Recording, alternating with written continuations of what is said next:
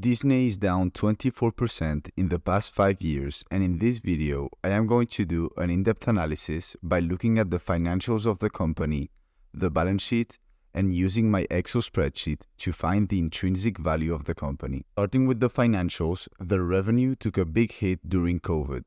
It has then recovered nicely and it's back at all-time highs.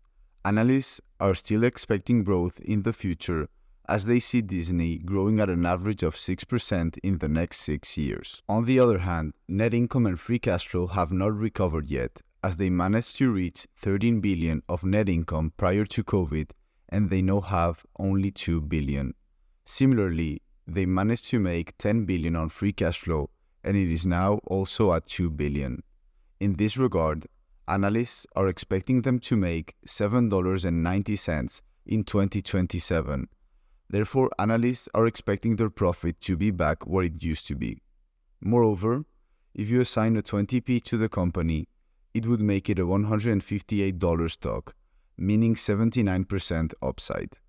Lastly, on their last earnings, they beat nicely on profit, as they were expected to make 70 cents per share and came in at 82 cents. In order to calculate Disney's intrinsic value, I used my Excel spreadsheet, which tells me at what price you should buy a stock based on the assumptions about the future of the company that you put in. I did a 7-year analysis and did low, middle, and high assumptions. Right now, you are seeing 6 numbers. The top 3 are based on net income and the bottom 3 on free cash flow. They mean 2 things. First, that in order to make the desired annual return that I have put in, you need to pay these prices. Second, that if the low assumptions occur, you are going to make a 5.5% annual return on your money.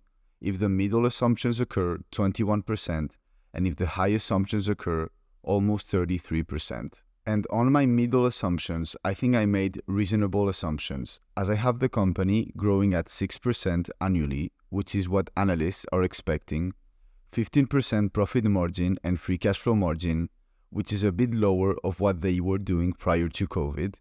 I also assigned a 20p and price to free cash flow to the company and left the share outstanding change at 0% because they have remained more or less the same for the last couple of years. The Excel spreadsheet does not give any value to the balance sheet, and this company has an okay balance sheet with $11 billion in cash and $47 in debt.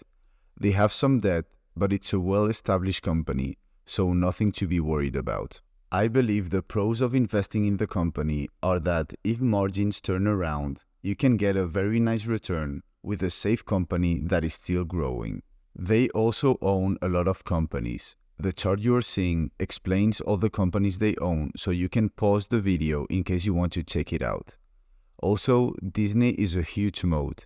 It is impossible to replicate Disney as a company. The only cons that I have found is that the streaming industry is very competitive, and the biggest one is what if margins cannot go back to where they used to. My opinion is that they are currently working through some profit losses from COVID, but that these margins are going to get back to normal as parks are open again and Disney Plus is growing and it is a very high margin business.